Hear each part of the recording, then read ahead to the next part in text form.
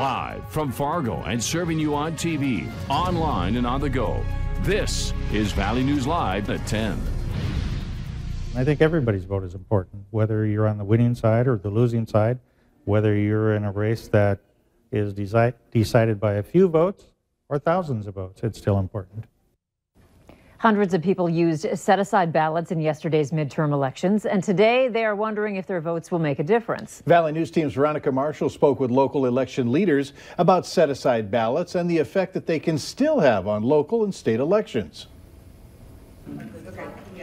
I was actually surprised that the votes were counted so fast when I was told I would have until next Tuesday to have mine counted, so I was just a little confused at the whole thing.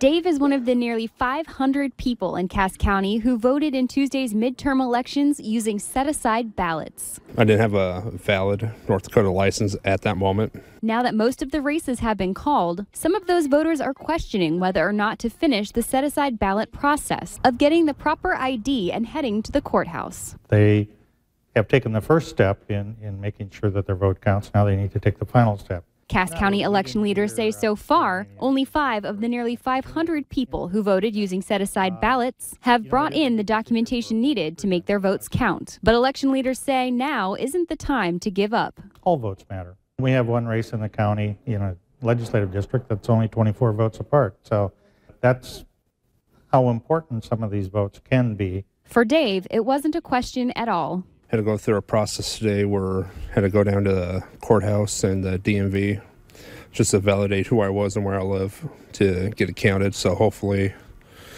it'll count for something now. You should never give up. I mean, as soon as you give up, that's when you lose. In Fargo, Veronica Marshall, Valley News Live.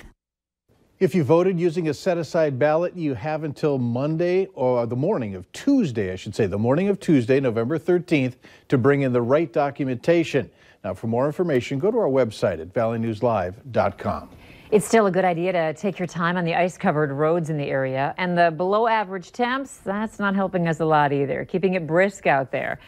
More of the same tomorrow, Hutch? Well, definitely. The cold is here to stick around for some time. As we take a look at our live shot of the pedestrian bridge, almost looks like the snow coming down like it's inside a snow globe. Not a lot of accumulation out there, but the temperatures will continue to keep things pretty slippery on our roads. Everyone in the teens right now. Winds 5 to 15 miles per hour from the west and northwest. That's going to continue through the overnight as well. Our wind chills first thing in the morning will be gripping, especially in Langdon, where I expect it to be around 0 or 1 below 0. I'll have details on how long we stay cold, and we'll look towards a little bit of a warm-up here in a few moments. All right, thanks, Hutch. A Fergus Falls man has been sentenced to three counts of felony assault with a dangerous weapon. Authorities say 29-year-old Theodore Teedy was sentenced to 6 years, but will only serve 4 because of time already served. Officers were called to his home in Fergus Falls back in 2017 for threatening someone with a gun during a nearly 3-hour standoff. Police say that Teedy fired a number of shots. No one was hurt. He eventually surrendered. A daycare and an office building in Fargo were evacuated earlier today over a gas smell that spread throughout the building. Firefighters found elevated carbon monoxide readings in that building, but no indication of flammable gas. Firefighters say CO readings varied in the building from 25 parts per million in the daycare to 70 parts per million on the second floor. The office spaces were evacuated and the children in the daycare were moved to a room with low CO readings. That's about 15 adults and 20 children that had to leave the building.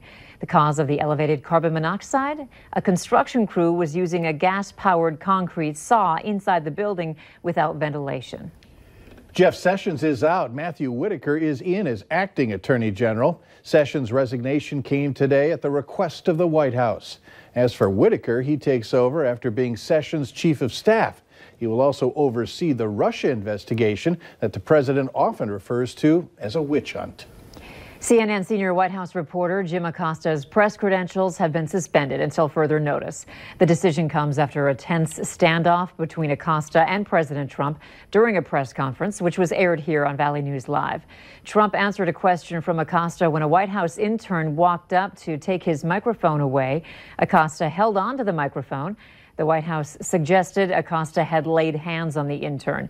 Acosta said that was a lie. The weather's getting ugly, and there are some extra precautions you should be taking when it comes to your car. Valley News Team's Katie Opperly walks you through how to tell when your car is in need of care before it becomes dangerous. The freezing temperature sweeping through the valley can take a toll on your car.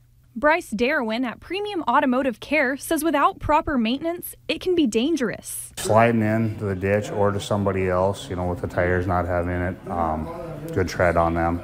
Other than that, just being stranded and not having heat at that point in time. But there's a checklist of things you can do to make sure your car stays running in the winter weather.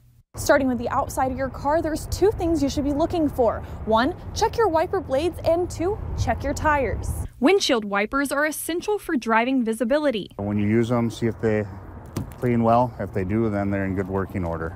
If not, I'd suggest getting them replaced. Winter or all-season blades are recommended in combination with wiper fluid made to withstand freezing temperatures. As for tires, it's all about the tread. Anytime tread depth gets down to the 4/32, that's when we recommend tire replacement. Tread depth gauges can be bought or simply use the penny trick of measuring using the top of Abraham Lincoln's head. If his head is not covered, then it's time for new tires. More tread gives you more contact with the road. It's able to displace that snow out. Under the hood, antifreeze, oil, and your battery all need to be watched carefully. Luckily, antifreeze and oil can be easily checked using the built-in level marks. The battery is particularly impacted by the cold weather. He says without getting it checked, there's no way of knowing if it'll make it through the winter months. So before it's too late, take a few minutes out of your day and make sure your car is winter ready. In Fargo, Katie Opperly, Valley News Live. For questions about winter car care, it is recommended that you call an automotive expert.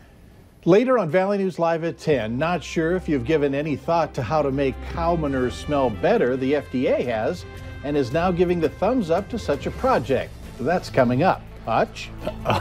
All right, Mike, thank you very much. If you looked out your window today, no laughing over there. This is not a laughing matter. Passing showers of snow, slippery roads, and cold air. All the details on what you can expect in your hour-by-hour forecast next.